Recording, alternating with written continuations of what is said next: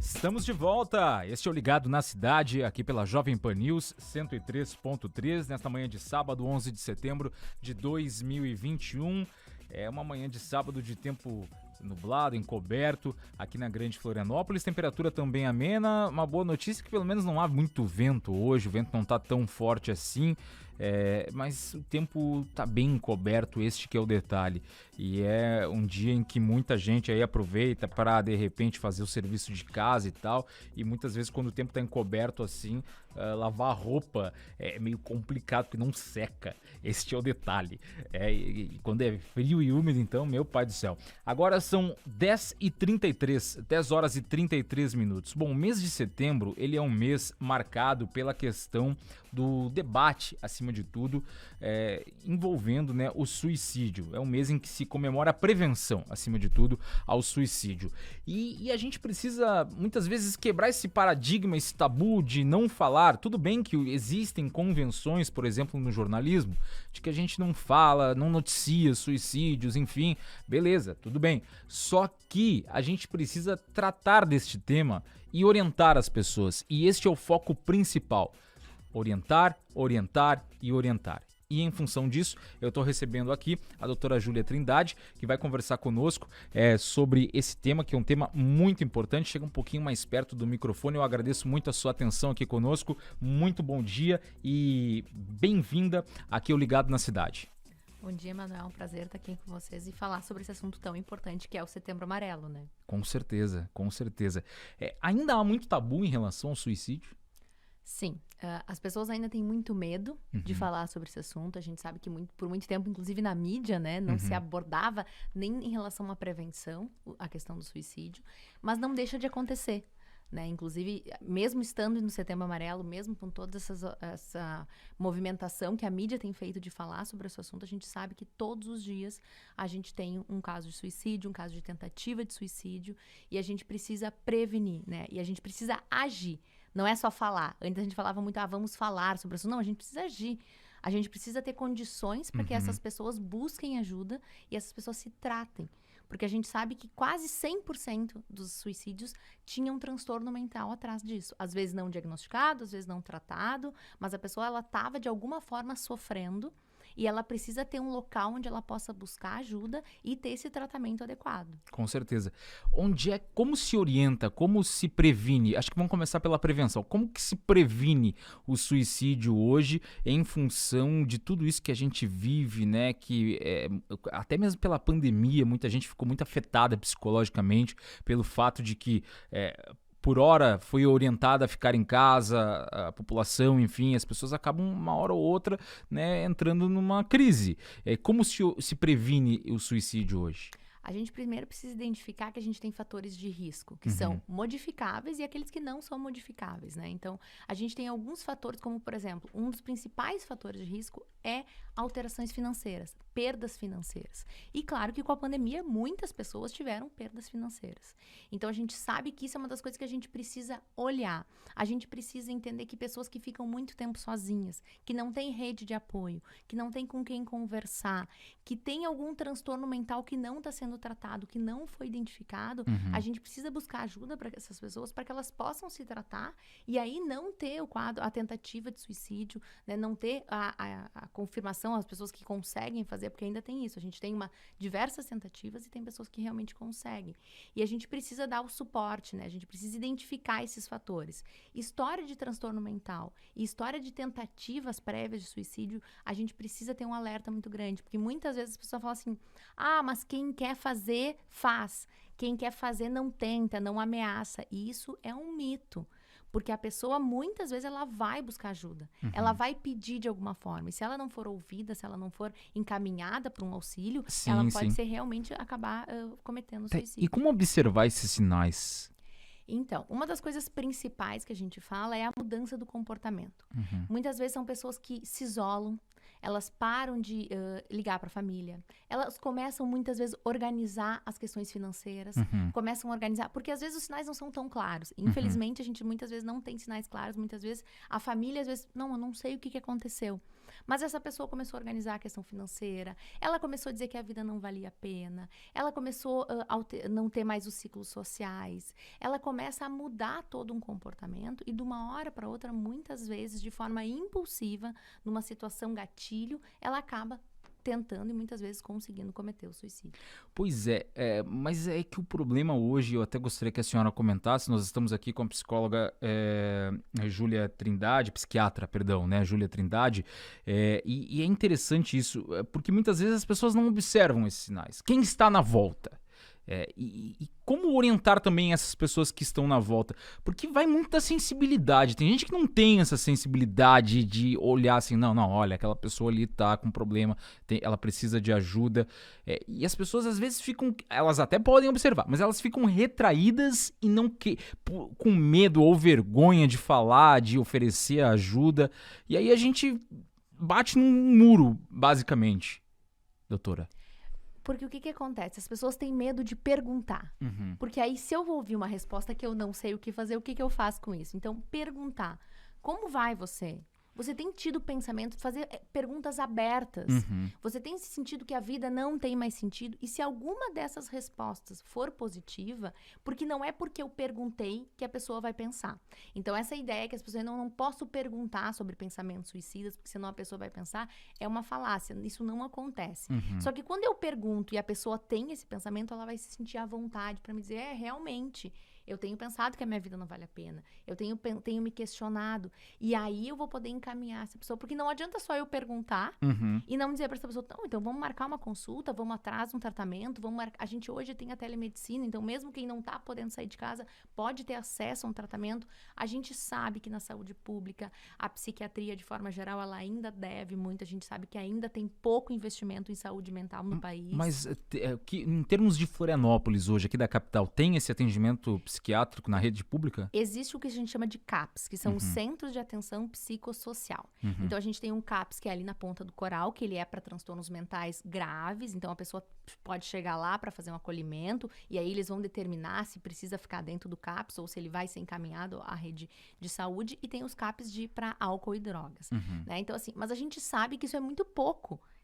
Para o tamanho da nossa população, para o tamanho do acometimento de saúde pública em relação à saúde mental, ainda é muito pouco. Faltam ambulatórios para que esses pacientes que tentam suicídios, muitas vezes, os colegas que estão lá na ponta, porque não é só o psiquiatra que vê o paciente com ideação suicida, é o médico da emergência, é o enfermeiro da unidade de saúde. Então, eles, às vezes, eles vão ter acesso a essas pessoas, mas eles muitas vezes não sabem para onde encaminhar.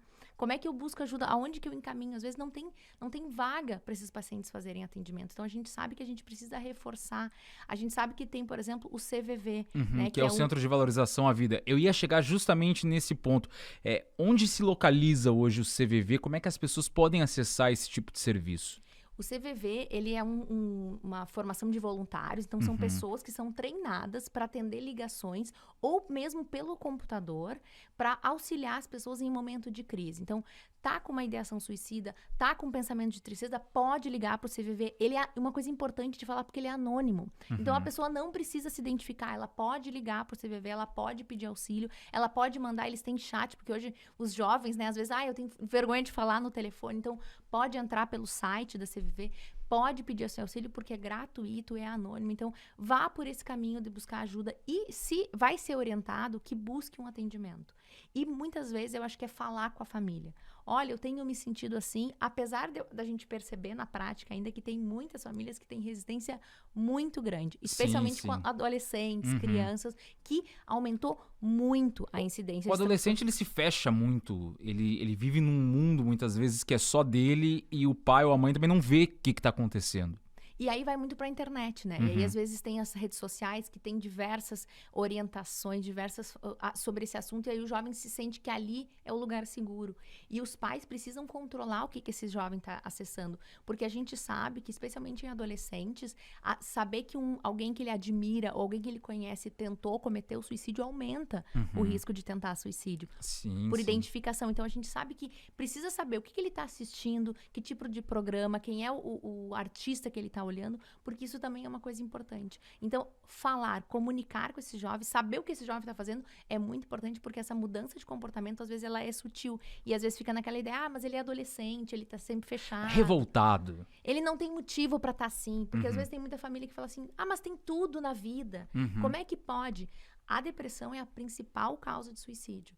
E as pessoas não têm cara, a depressão não tem cara, ela não tem idade, ela não tem cor, ela não tem nenhuma predileção. A gente sabe que homens têm maior risco de cometer suicídio, mas a depressão não tem cara. Então não é porque a pessoa tem tudo na vida, ela pode realmente ter tudo. Mas a depressão tem um componente biológico que muitas vezes a gente não controla. Então tem que buscar ajuda e tem que aceitar que essa pessoa tá ruim, que ela pode ter um acesso a um tratamento para que esse fim não aconteça.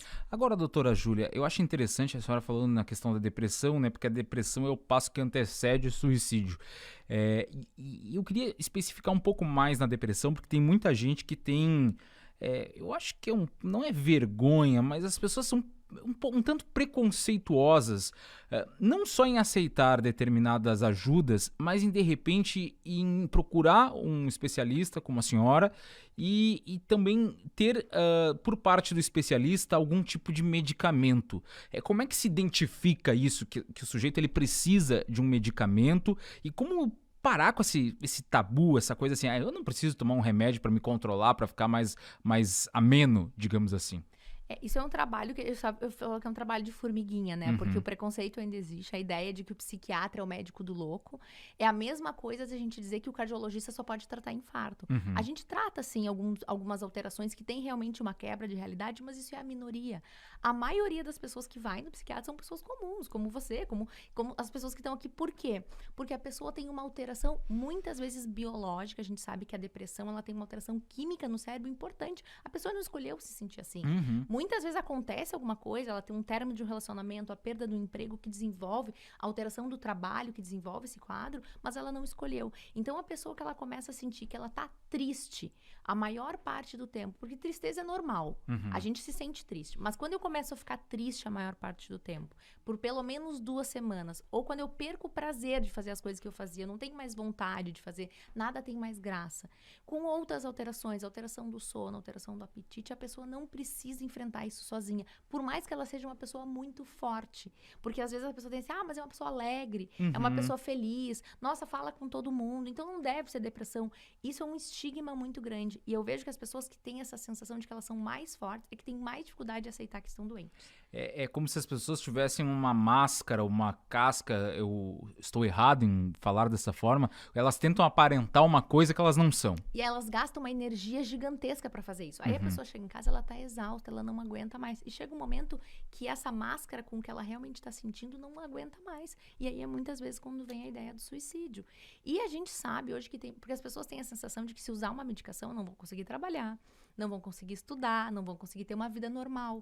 E os tratamentos para depressão hoje são tratamentos que a pessoa consegue ter uma vida totalmente normal. A gente consegue regular os neurotransmissores. A maioria dos pacientes vai fazer um tratamento por um período, depois ele vai ter a alta, vai conseguir voltar para a vida normal. Então não precisa ter medo da medicação. A medicação ela é segura, ela funciona. A gente tem muita evidência na psiquiatria do tratamento com as medicações. Então, e claro que não é só a medicação.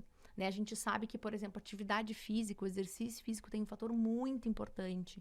A questão do sono, a alteração do sono é uma coisa que impacta muito. É só a gente pensar uma noite que a gente não dorme bem. O nosso humor no outro dia não vai ser o mesmo. Imagina uma pessoa que fica várias noites sem dormir.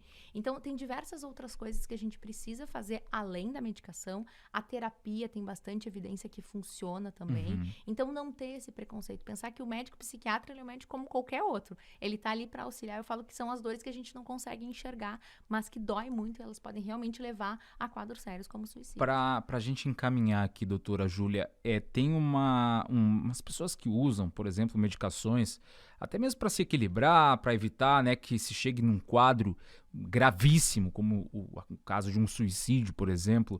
Elas falam que a medicação tem um período de adaptação, que é um pouco mais tenso e tal. De fato é o que acontece?